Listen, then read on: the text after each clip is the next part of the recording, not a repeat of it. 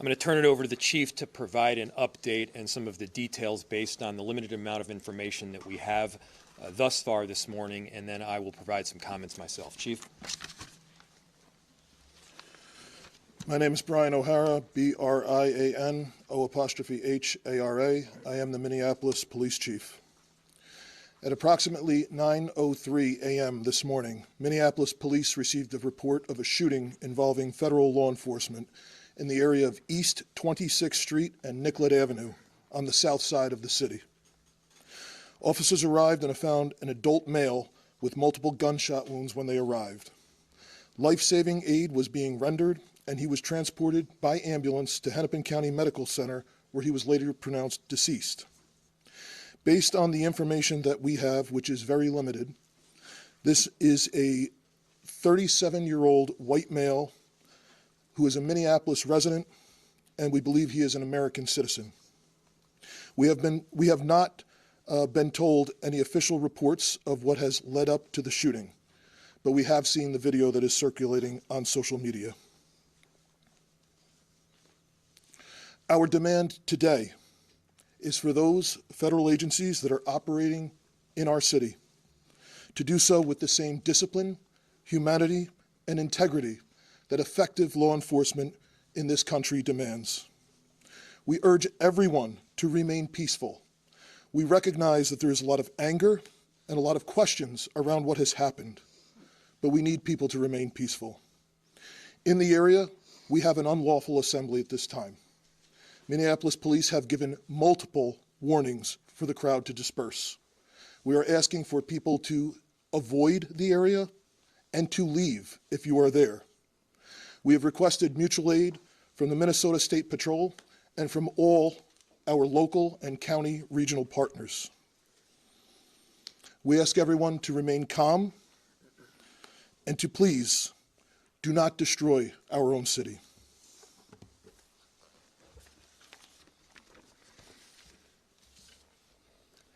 I just saw a video of more than 6 masked agents pummeling one of our constituents and shooting him to death. How many more residents, how many more Americans need to die or get badly hurt for this operation to end? How many more lives need to be lost before this administration realizes that a political and partisan narrative is not as important as American values?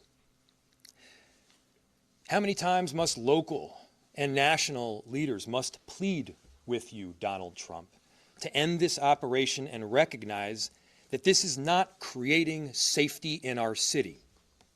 As you'll hear from Director Sayer in just a second, we have seen these kinds of operations in other places, in other countries, but not here in America.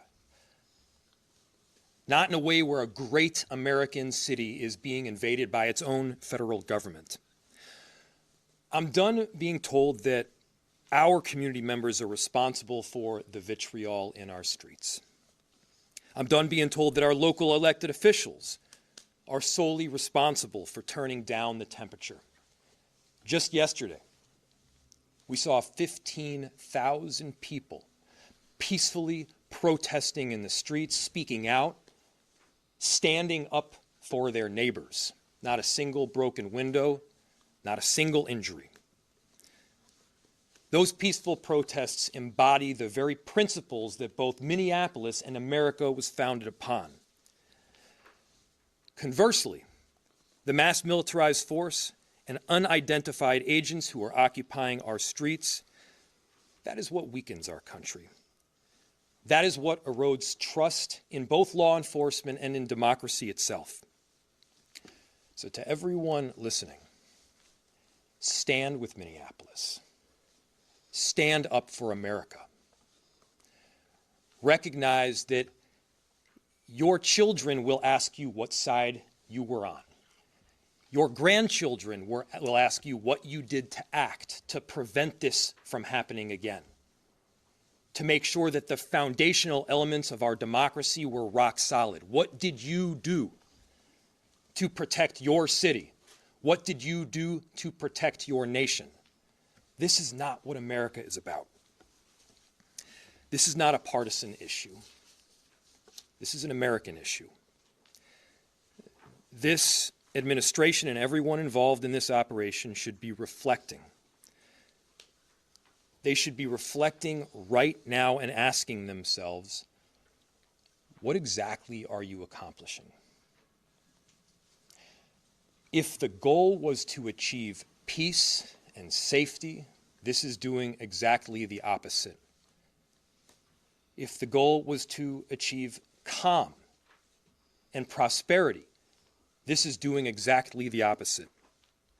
Are you standing up for American families right now, or are we tearing them apart?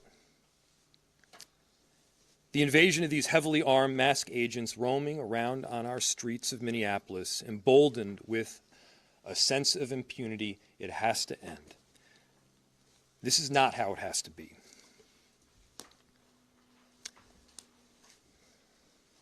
So, to President Trump, this is a moment to act like a leader.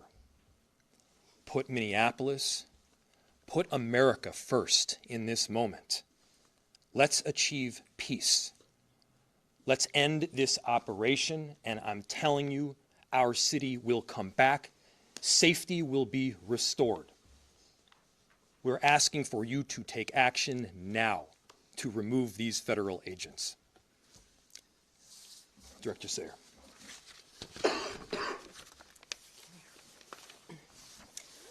My name is Rachel Sayer, and I am the Director of the Emergency Management Department for the City of Minneapolis.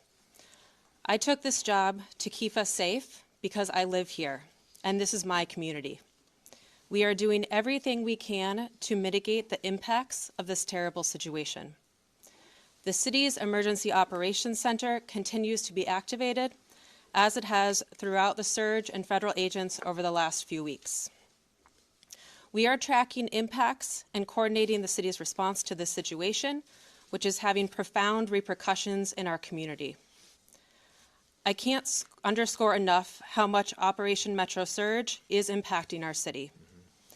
Families with loved ones detained and those who are afraid to be in public lest they become targets need help accessing the most basic necessities like food, housing, and rides to school.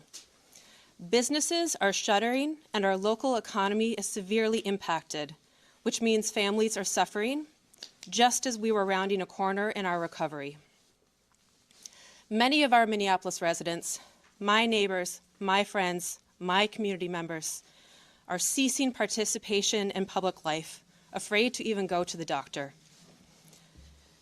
In response, the city enterprise continues to utilize our entire emergency apparatus.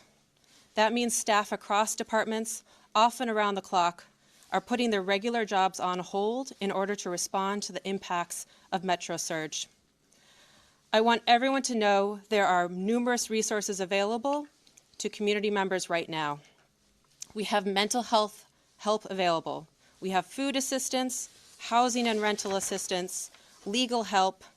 We are sharing information about what to do if you are exposed to tear gas, pepper spray, or other chemical agents, and the state AGs and ACLU are collecting reports of rights violations. You can access these resources on the city's virtual resource center at minneapolismn.gov/ICE. Please share this information with your neighbors. We have help and we want you to be able to access that. My background is in international humanitarian response in conflict zones in Yemen, Haiti, Syria, Iraq, and Ukraine. What I've seen here is what I've seen there. A powerful entity violently and intentionally terrorizing people, making them afraid to go outside so they can't earn a living, so that kids are forced out of school. This has a lasting generational impact. People can't plan a single day of their lives because they don't know who is around the corner and if their family member or neighbor is about to be taken away. In these times, you see both the best and the worst. The worst is the terror and the feeling of helplessness. The best is will continue to be our community's response. The way we are showing up for each other, that is in the absolute worst of times. We're showing up for each other in the absolute worst of times. I'll turn it back to the mayor. Thank you. We'll open it to questions. We are seeing an incredible volatile situation unfolding right now around that scene. Is there any communication right now between local and federal law enforcement or cooperation, or where do those efforts stand to try to calm what's going on down there right now? I'll turn it to the chief to answer. So the question was, there is an incredibly volatile scene in South Minneapolis right now, and the extent of communication with law enforcement agencies. We have established a command post that is led by Minneapolis Police, and there are representatives from all of the regional, local, county, and state organizations. We have had communication with Homeland Security, but they have not been able to provide us any specific details around the incident itself.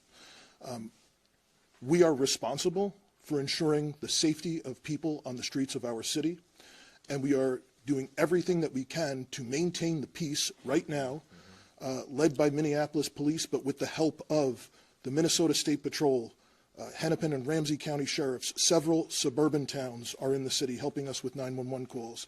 We have done an emergency recall of all sworn personnel back to duty.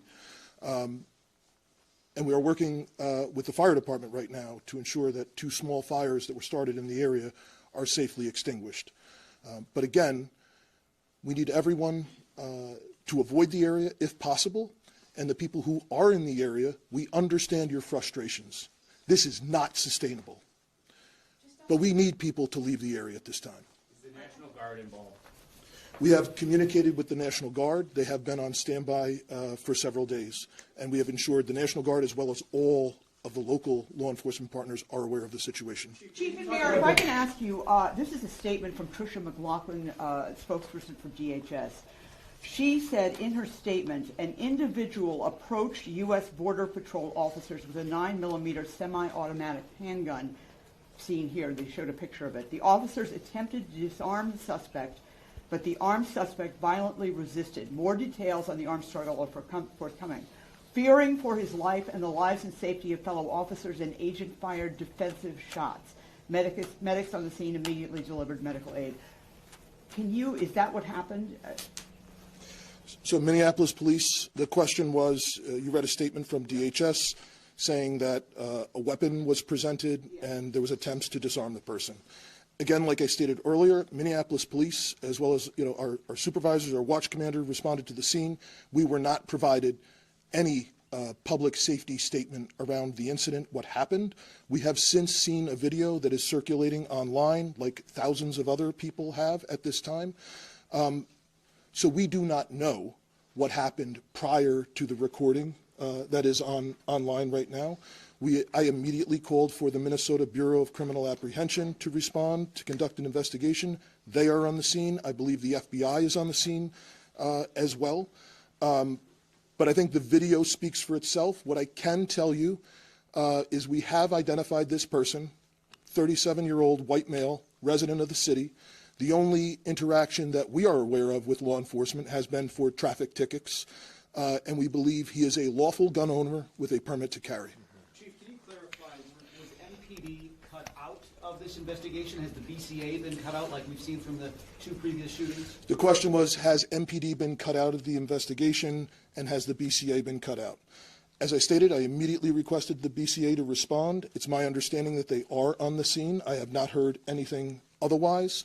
There was initially some information was relayed to me over the radio that our officers were told that they were either not needed or could leave, and I gave a direct order to ensure that Minneapolis Police maintain the scene, as well as other state and local law enforcement. Can you talk about the discrepancy? Do you know whether it was multiple officers involved in the shooting or one officer, and do you know their whereabouts? Are they in custody at all or still on the scene?